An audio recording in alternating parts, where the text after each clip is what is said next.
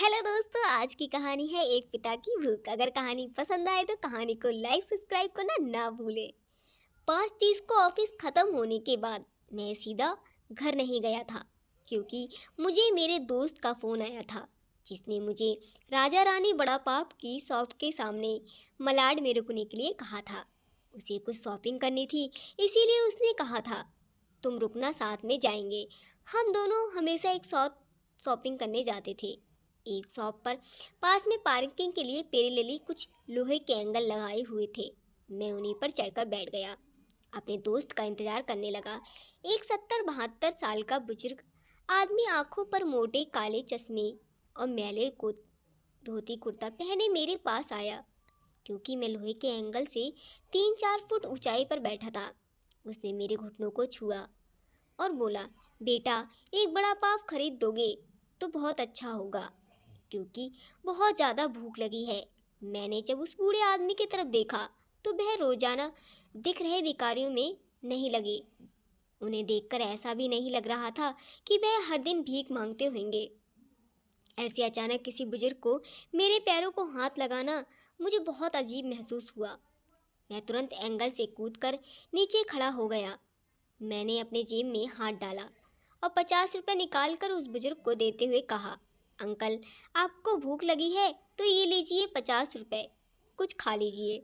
बुजुर्ग ने कहा, नहीं बेटा, पैसे मत दो, बस एक बड़ा पाव ला दो, उतना ही बस मेरे लिए ठीक है। मैं ला कर देता हूँ, आप यहीं बैठिए, कहकर मैं राजा रानी बड़ा पाव की दुकान में गया और एक बड़ा पाव खरीद कर लाया और बुजुर्ग को खाने के लिए दे दिया। बुजुर्ग नीचे बैठकर बड़ा पाव खाने लगे और मेरी तरफ देखकर बोले, ऊपर मत बैठो, नीचे गिर जाओगे, यहाँ बैठो मेरे पास। कोई साथ बैठेगा तो मुझे भी 2 निवाले अच्छे खा जाएंगे। मैं उनका कहना टाल ना पाया और उनके साथ ही बैठ गया। फिर मैंने ऐसे ही उनसे सवाल करना शुरू किया, कहाँ से हैं आप, कहाँ जाएंगे, किससे मिलने आए हैं, वगैरह वगैरह। मैं अपने नागपुर से आया हूँ, एक छोटे से गांव में रहता हूँ। यहाँ मुंबई में मेरा तुम्हारे जितना एक बड़ा बेटा है, एक बड़ी कंपनी में इंजीनियर है, उससे मिलने आया हूँ। 2 साल पहले उसकी शादी हुई थी, लव मैरिज। बहू पढ़ी लिखी है, नए विचारों वाली है। उसे सास ससुर यानी हम पति पत्नी गंवार लगते हैं, इसीलिए हमारे साथ उसे रहना अच्छा नहीं लगता। इसीलिए बेटा अब अलग रहता है, यहीं मुंबई में 2 सालों से।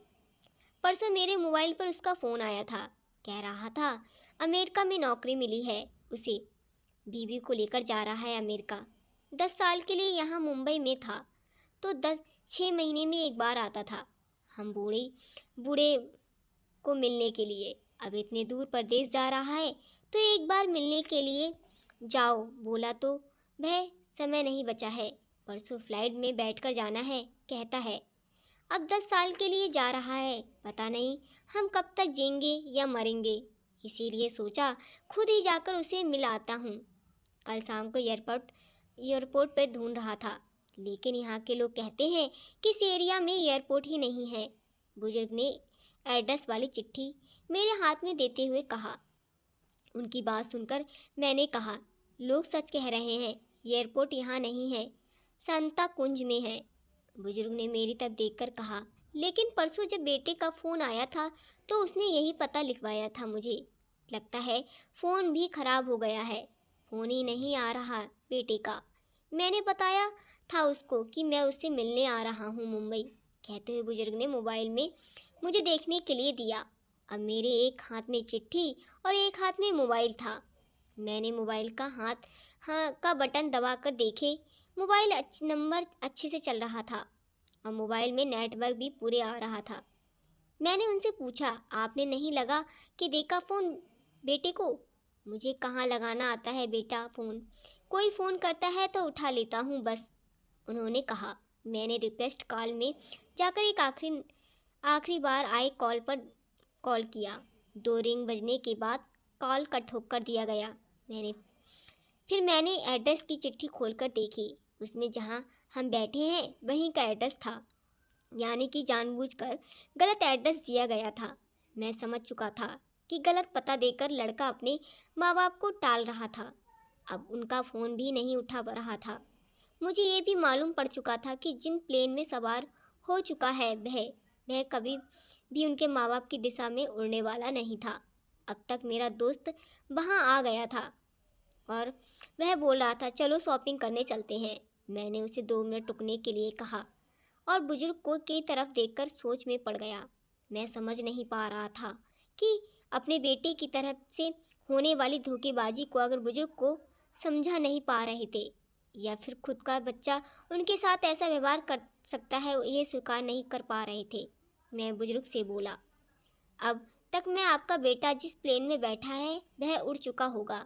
मुझे नहीं लगता कि आपकी उससे मुलाकात हो पाएगी, इसीलिए अच्छा यही होगा कि आप अपने वापस गाँव लौट जाएं और आंटी को अकेली हैं, उनका आपका इंतज़ार कर रही होंगी। मेरी बात सुनते ही अगले ही क्षण उनकी आंखें भर आई। आंसू भरी आंखों से वह मेरी तरफ देखने लगे। घर जाने के लिए भाड़े के पैसे देते हुए मैंने उनके हाथों पर हाथ रखा और पूछा, अंकल कब से आपके हाथों में ये डब्बा देख रहा हूँ, क्या है इस डिब्बे में? मोतीचूर के लड्डू मेरे बेटे के पसंद हैं, उसके माँ ने भेजे हैं, उसके लिए खुद बनाकर। बुजुर्ग ने कहा, किसी खंजर से मेरे दिल को चीरकर मेरे अंतकरण को लहूलुहान कर दिया हो ऐसी मेरी हालत हो गई। मैं निःशब्द होकर बुजुर्ग की तरफ देखता रहा और वहीं बैठा रहा। ये भाई चलना, देर हो रही है। मेरे दोस्त की आवाज़ मेरे कानों पे पड़ी। मैं होश में आया। ऐसे ही उस भीड़ में उसके पीछे पीछे चलने लगा। घर पहुंचकर आधी रात तक मैं सो नहीं पाया। रह रहकर एक ही सवाल मेरे मन में उठ रहा था। एक बड़ा पाव की भीख मांगने वाला ये बेचारा आदमी भूख से बेहाल होने के बावजूद भी अपने लाए मोतीचूर के लड्डुओं से एक लड्डू खुद नहीं खा सकता था क्या? अपने बेटे को इतना प्यार। अगर कहानी पसंद आई हो दोस्तों तो कहानी को लाइक सब्सक्राइब करना ना भूलें। हम आपको इसी तरह की मनोरंजक कहानी, अच्छी प्रेरणादायक कहानी पहुंचाते रहेंगे। धन्यवाद।